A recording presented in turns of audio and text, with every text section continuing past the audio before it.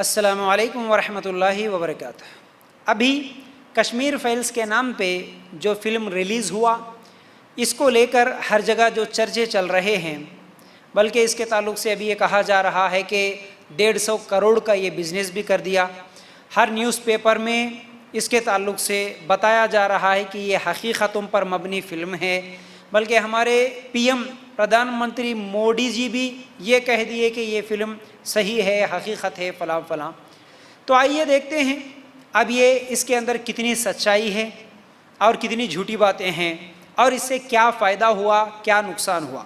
دیکھیے، یہ فلم جو کشمیر کے پنڈتوں پر ان کے تعلق سے جو بھی ان کے اوپر ظلم ہوا، ان کو جو قتل کیا گیا اور ان کو جلا وطن کیا گیا، ان کے جتنے بھی پراپرٹیز ہے، جائیداد ہے، اس کے اوپر قبضہ کر دیا گیا، یہ بالکل صحیح بات ہے۔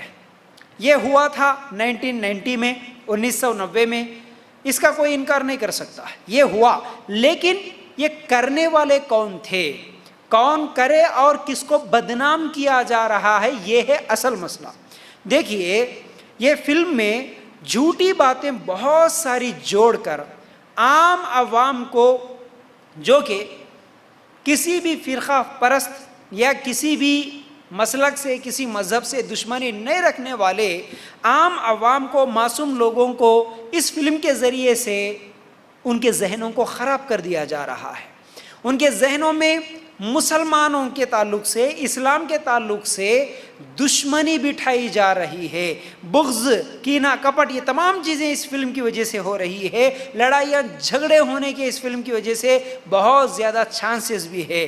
یہ اصل میں یہ جو فلمیں ہوتی ہیں نا، یہ ایک بہت بڑا ذریعہ ہے کسی بھی مسئلے کو تشہیر کرنے کا۔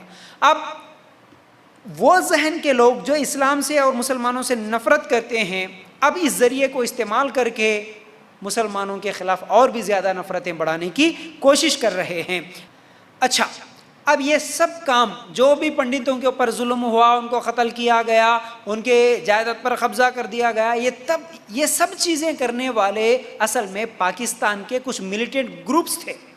عام عوام مسلمانوں کی یہ کام نہیں کری، بلکہ یہ لوگ تو سووں کے سالوں سے مل کے رہ رہے تھے ہندو مسلمان، لیکن یہ پاکستان کے کچھ ملیٹنٹ گروپس تھے جو یہ حرکتیں کرے۔ لیکن اب اس فلم میں مسلمانوں کو بدنام کیا جا رہا کہ یہ لوگ ایسا کرے بول کے۔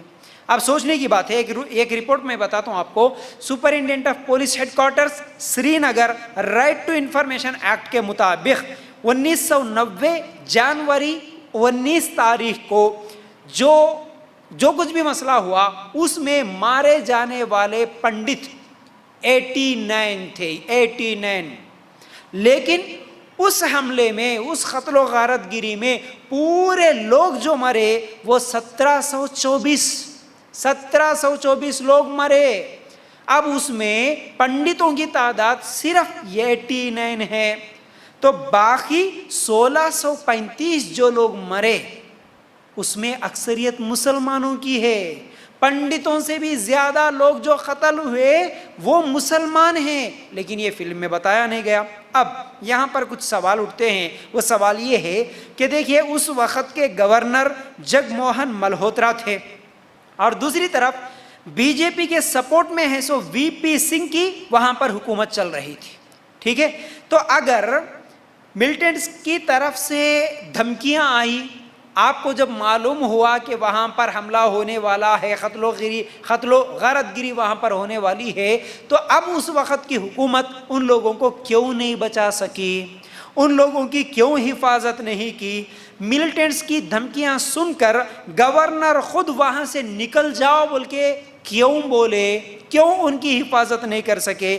پھر اسی طرح گورنر خود ریفیوجی کیمپس میں وہاں کے لوگوں کو بلائے، کیوں ایسا کرے؟ رات بسوں میں وہاں پر لوگوں کو نکلنا پڑا، کیوں ان کی حفاظت نہیں کی؟ ٹھیک ہے۔ پھر اسی طرح اگر ان کو وہاں سے نکالنے میں مسلمانوں کی کوشش تھی تو پھر مسلمان خود 1500 کیوں مرے؟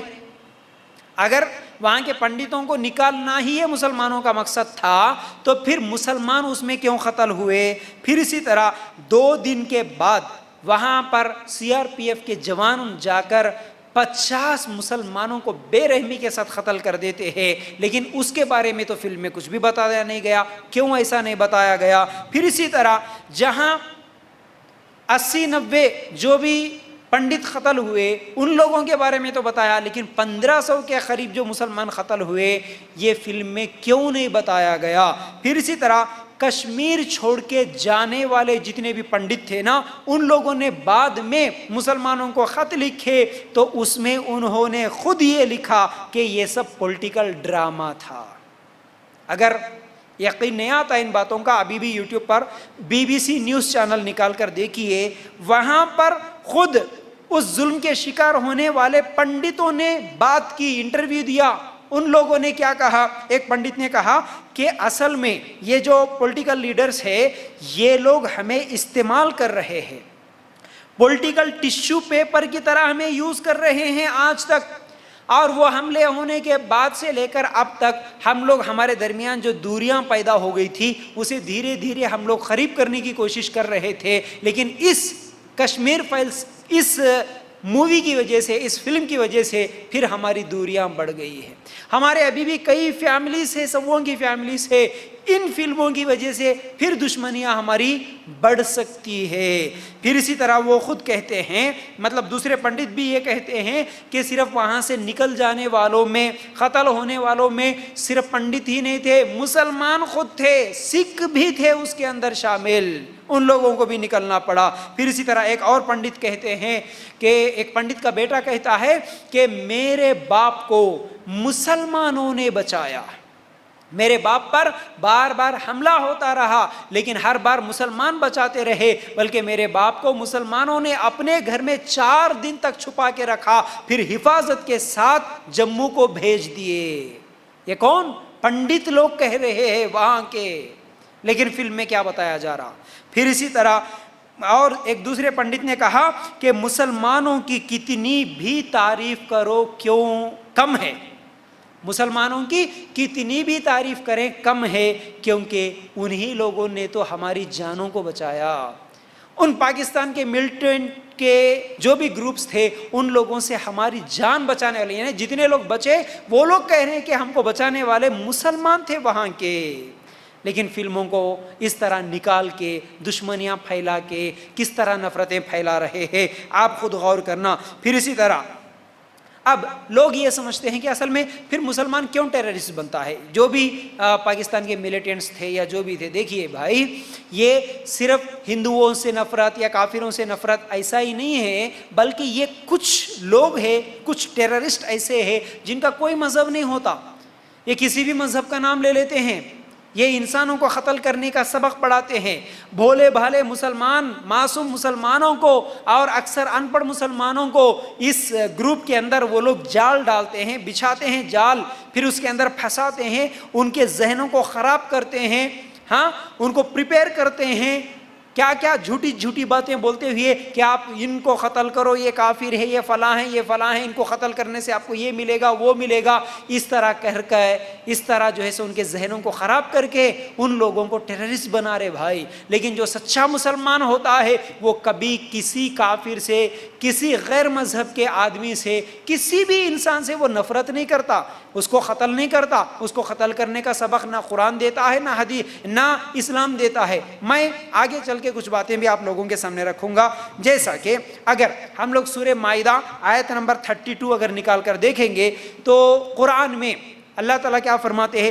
من قتل نفسا بغیر نفس او فساد فی الارض فکأنما قتل الناس جمیعا. جو شخص کسی ایک جان کو قتل کر ڈالے تو وہ ایسا ہے جیسے تمام انسانیت کو اس نے قتل کر دیا. پھر اسی طرح اگر کوئی ایک انسان کی جان بچا لیا تو اس نے گویا تمام لوگوں کو زندہ کر دیا، ان کی جانوں کو بچا لیا. یہ قرآن ہمیں تعلیم دیتا ہے. قتل کرنا یہ قرآن تعلیم نہیں دیتا. ایک انسان کو قتل کر دیا تو پوری انسانیت کو قتل کرنے کے برابر ہے بولتا ہے قرآن. ایک انسان کی جان بچائے تو پوری انسانیت کی جان بچانے کے برابر ہے. یہ تعلیم ہے قرآن کی، یہ تعلیم ہے اسلام کی. پھر اسی طرح سورہ انعام ہے آیت نمبر 108 108 اگر آپ نکال کر دیکھیں گے اللہ تعالیٰ کیا فرماتے ہیں؟ وَلَا تَسَبُّوا الَّذِينَ يَدْعُونَ مِن دُونِ اللَّهِ فَيَسُبُّوا اللَّهَ. ترجمہ دیکھو اس آیت کا، اور گالی مت دو ان کو جن کی یہ لوگ اللہ تعالیٰ کو چھوڑ کر عبادت کرتے ہیں۔ کیا ہے اس کا مطلب؟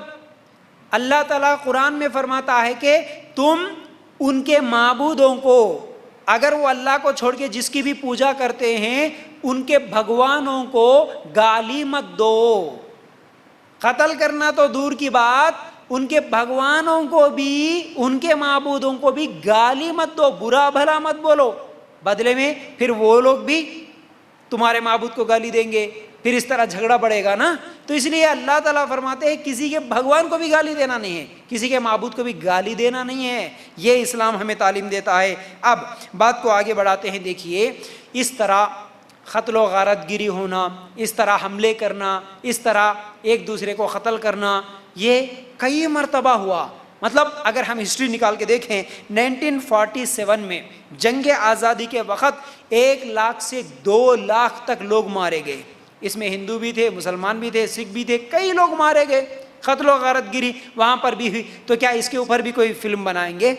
پھر اسی طرح 1960 میں اسامی لوگ 18,000 بنگالی ہندوؤں کو قتل کرے۔ اب وہ آپس میں ایک ہی مذہب کے ہیں، بلکہ اس لیے فلم نہیں نکالے۔ یا پھر اسی طرح 1984 میں 3,000 سکھوں کو قتل کر دیا گیا، لیکن اصل میں وہاں پر سکھوں کا کہنا ہے کہ 3,000 نہیں بلکہ 8,000 سے 17,000 کے درمیان سکھوں کو وہاں پر قتل کر دیا گیا، بے رحمی کے ساتھ ان کا کیا ہے قتل کر دیا گیا ہے۔ تو اب کیا کہیں گے؟ اس کے اوپر بھی فلم نکالیں گے۔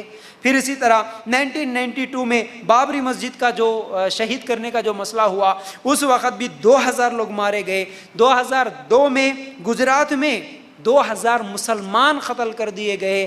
اب اس طرح جتنی بھی چیزیں ہوئی اس کے بارے میں فلم نکالیں گے۔ پھر یہ کشمیر فائلز ہے، تو یہ آسام فائلز، یہ گجراتی فائلز، اس کے علاوہ اگر ابھی لاک ڈاؤن میں جتنے لوگ بھی بھوک اور پیاس کی وجہ سے مر گئے نا، پھر نکالو لاک ڈاؤن فائلز بول کے بھی نکالو، پھر لاکھوں کے لوگ مارے گئے، اس کے پیچھے ذمہ دار کون تھا وہ بھی پوری حقیقتیں بتاؤ۔ پھر اس سے کیا فائدہ ہوتا؟ ہسٹری میں کچھ لوگوں کی کچھ غلطیوں کی وجہ سے کچھ غلطیاں ہوئی، قتل و غارت گیری ہوئی، اب اس کو ان زخموں کو تازہ کرتے ہوئے اب جو مل کے رہ رہے ہیں، بھائی بھائی بن کے رہ رہے، ان کو آپس میں لڑانا، ان کے درمیان میں دشمنی پیدا کرنا، یہ فلموں کا مقصد بن گیا۔ آج کسی جگہ پر ہندو مارا گیا تو کسی جگہ مسلمان مارا گیا تو کسی جگہ سکھ بھی مارا گیا۔ اب یہ فلمیں بتا کر پھر آپس میں لڑانا یہ مقصد ہے کیا؟ نہیں۔ آج ہمارے دیش کو دیکھیے، یہ فلمیں نکال کے یہ لوگ تو تھوڑی دیر کے واسطے کروڑوں کے روپے کیا ہے اپنے جیب میں اپنے اکاؤنٹوں میں ڈال لیں گے، لیکن عام عوام ان کے ذہن خراب ہو رہے، دشمنیاں ہو رہی، آپس میں نفرتیں پھیل رہے۔ آج اس دیش کو نفرتوں کی ضرورت نہیں، ہندو مسلمان سکھ عیسائی سب مل کے رہنے کی آج ضرورت ہے۔ آج اس دیش کو ایجوکیشن کی ضرورت ہے، آج اس دیش کو بہن بیٹیوں کی حفاظت کی ضرورت ہے، آج اس دیش کو چین امن سکون کی ضرورت ہے۔ یاد رکھو یہ تبھی مکمل ہو سکتا ہے جب ہم آپس میں اس انڈیا میں، اس ہندوستان میں رہنے والے، چاہے کسی بھی مذہب کے ماننے والے ہو، ایک دوسرے کے ساتھ مل کے سپورٹ کر کے محبت کے ساتھ بھائی بھائی بن کے رہیں گے، تب ہی یہ ممکن ہے۔ ورنہ آپس میں لڑ لینے سے، قتل و غارت گیری، فتنہ فساد سے دیش ترقی نہیں کر سکتا۔